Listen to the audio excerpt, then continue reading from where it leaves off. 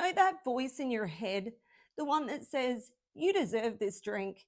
That's not you talking. That's a neural pathway that's been strengthened over years. But here's what's changing everything for me in 2026. I learned how to rewire my own brain so that the loud voice got quieter and quieter until one day I realized I didn't want the wine anymore. If you made it to day 5, your brain has already started rewiring itself. And if you didn't make it all 5 days, that's exactly why it's so important for you to hear what I'm about to share today. This is a journey that you need to decide that you are prepared to travel on with me as your guide. I hope that you can find comfort in knowing that every step that you're going to be taking, I have already taken it ahead of you. When I was at the very beginning of my alcohol freedom journey, I never meant to hurt myself emotionally, mentally, and physically. I certainly never wanted to be the mum that disappointed and set a sad and scary example to my boys, or the wife my husband stopped reaching for. And you know, alcohol didn't ask my permission to do any of that damage. It just did it quietly and slowly over time. The day I finally understood how much my drinking was affecting my boys and how much strain it was putting on my marriage, something broke open in me. Not in a devastating way, in a clear and clarifying way. If you're feeling that same crack in your heart right now, please don't view it as a failure, because this awareness is where your freedom begins. There's so many life-changing pieces packed into today, and I cannot wait to see where this journey takes you. I want you to picture 2 paths in a forest. One path is worn down and easy to walk. That's your old relationship with alcohol. You've walked it so many times that your feet just automatically go there without even thinking. Maybe you've had a hard day with the kids and a disagreement with your husband. I don't know about you, but not being okay with my husband impacts and derails me in such a negative way. But here's what's wild. Over these past 5 days, you've been walking a new path, and I know that new path feels uncomfortable. You might be knee deep in long grass. There's no actual trail for you to see. There's roots you could trip over and fallen branches in your way. Your brain is literally saying to you, why are you doing this to me? The old path is right there, and that one looks so much easier to travel down. This analogy I'm sharing with you in a nutshell is the actual wine cycle. Your brain wants to choose the well-worn wine path each and every time, because your brain has been trained to know that this is the fastest way to get exactly what it wants. And that, my friends, is a quick hit of dopamine. But here's the hope of what's to come on your alcohol freedom journey. Every single time you choose movement over wine, every time you use second person self-talk instead of pouring that drink, every time you do 4 to 5 rounds of box breathing, you're clearing out that new path and you're building something here. And that's what ambitious women who want to change their relationship with alcohol need. You need something brand new. And what I'm about to show you is why that old path, the one that felt so comfortable, is leading you somewhere you no longer want to go. Because the science of what alcohol does to our bodies, especially as women in our 40s, 50s, and beyond, is something nobody talks about at the neighbor's Sunday barbecue or at your local bar or winery. And this is why the YouTube algorithm has sent you directly here to me. Let's talk about what's really happening. I'm going to be straight with you because you definitely deserve to hear and know the truth. Every single time you drink alcohol, it crosses the blood-brain barrier within minutes. It's not just relaxing you, it's literally suppressing your prefrontal cortex.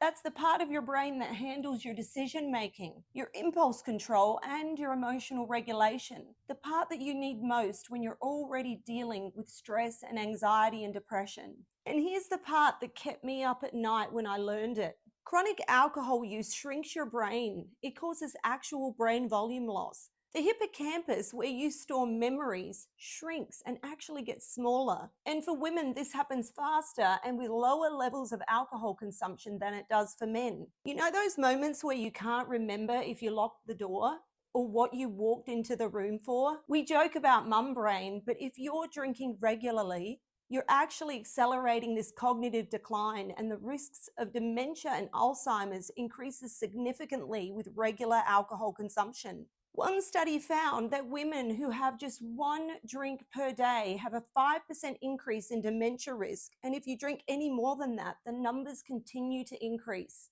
A large genetic analysis found that every increase in alcohol consumption over your life raises dementia risk in a dose-dependent way. Going from about 1 drink per week to 3 drinks per week was linked with a roughly 15% higher risk of developing dementia later in life. In the same analysis, a doubling of genetic risk for alcohol dependence was associated with about a 16% higher dementia risk, showing that heavier drinking patterns also raise the odds. So while light drinking has previously thought to have been safe, this larger study suggests that even small increases above very low levels are associated with measurable increases in long-term dementia risk, and that risk continues to rise the more alcohol is consumed. Alcohol dehydrates you at a cellular level. It depletes your body of vitamin A, which is essential for cell regeneration. It causes inflammation throughout your entire body, which breaks down collagen, which we all know is the protein that keeps our skin firm and smooth.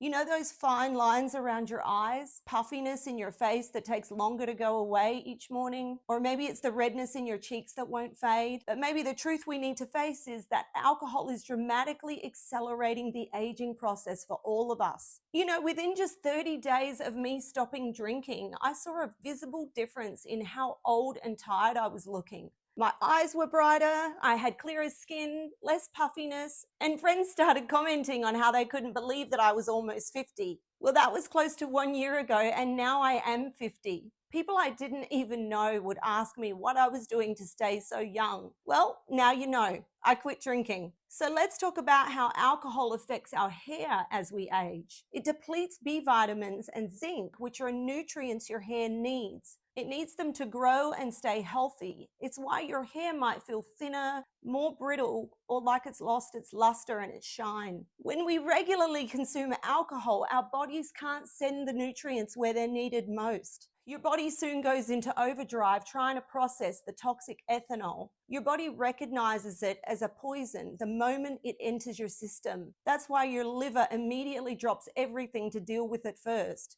But here's the bigger problem that happens after you drink. When you consume alcohol, your liver converts ethanol into acetaldehyde, and acetaldehyde is far more toxic than alcohol itself. It's classified as a carcinogen. This is the substance that causes so much of the damage. So let me tell you about something I see all of the time. Women are mostly managing the tasks within the home, plus the household cooking and cleaning, and maybe on top of that you have a job, or maybe you're trying to start a new business from home. You're possibly even helping take care of your aging parents. Most days you're running on fumes, and sometimes you even feel invisible. Maybe like me, you experienced trauma many years ago and it was easier to turn to substances or alcohol instead of doing the work and finally getting therapy for something that you've never fully dealt with. Maybe you had a traumatic or a difficult childhood, and maybe there was a sudden loss of a loved one. Maybe it's just the weight of being the person everybody needs while feeling like nobody actually sees you and your struggles. So I know this next part is going to sound familiar to you. Your next automatic step when you need to self-soothe is to pour just 1 glass of wine at 4 p.m. because there's only 1 glass left in the bottle. But then you get that first hit of dopamine, and before you know it, you're hopping in the car and you're going to buy another bottle because that 1 glass you promised yourself, the mood and the elevation it gave you, which was that quick hit of dopamine your brain just received, it's only left you wanting more. Remember that well-walked trail that we talked about earlier? This is the easiest path that your brain knows, and this is the one it's automatically taking. And so the cycle continues. Your brain is conditioned to convince you that it's self-care, it's your reward, it's the only thing that's going to help you to relax. But deep down, you know you're drinking more than you want to. You know you're even hiding it, sometimes refilling your glass when nobody's looking, buying wine from different stores so that the cashier doesn't recognize you. Alcohol doesn't fix your problems, it makes them all worse. So here's a fact that changed everything for me. Alcohol is classified as a Group 1 carcinogen by the World Health Organization. That means it's in the same category as tobacco and asbestos. But where are the warnings? Don't even get me started on that. We're going to revisit this in a future video. For you specifically as a woman, even moderate drinking increases your risk of breast cancer by 7 to 12% per drink per day. Breast cancer is that thing every woman is terrified of. We get mammograms for it each year to catch it early, and we're drinking something that directly increases our risks of breast cancer. I often ponder this thought: if I was still drinking, would I find a way to quit alcohol the minute I was diagnosed with breast cancer, when the doctor told me that if I continued drinking alcohol, I would greatly decrease my chances of survival? I'm just going to let that sit with you for a while. Alcohol also increases your risk of 6 other different types of cancer. Now we're going to shift gears together and talk about bone health and overall mobility. As a woman, your bone health dramatically decreases during and after menopause because of the steep decline in estrogen. So as we age, our bone density naturally decreases. But are you aware that drinking alcohol speeds up this process for us?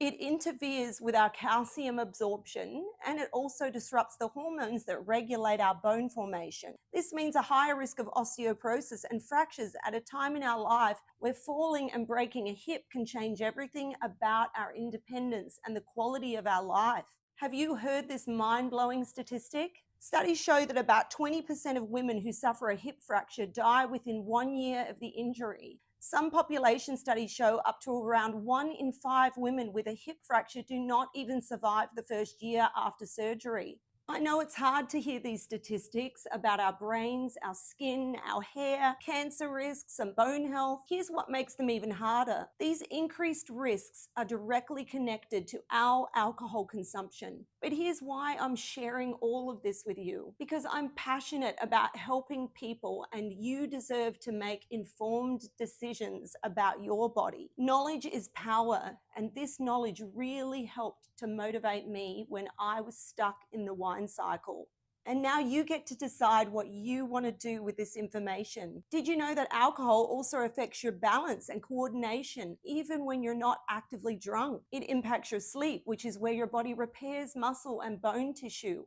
So poor sleep means poor recovery for you and me in all the areas that we've discussed today. Poor recovery means more pain, less mobility, less strength, and even poor overall health to do the things that you and I love. Well, there's so much good news, and here's the incredible part. Your brain is changing right now in this very second. So the definition of neuroplasticity is that your brain can rewire itself. Those 5 days that you just did, you started creating new neural pathways every time you used movement as medicine instead of reaching for alcohol. You didn't give in to the well-worn path of the wine cycle, and for that, you are amazing. This is not a one-time instant quick fix. That old path is still there, and I don't want to mislead you. It's going to show up again and again. Your brain will say, come on, just one drink. Follow me down this path. You deserve it after all this hard work. But the more you walk the new path and the more you use second person self-talk, which would be you speaking kind words over yourself, things like, you don't drink anymore, your old path is overgrown because you've made a way for something brand new. And the more you drop down into a deep resting squat or a wall sit and use box breathing at the very moment the craving hits,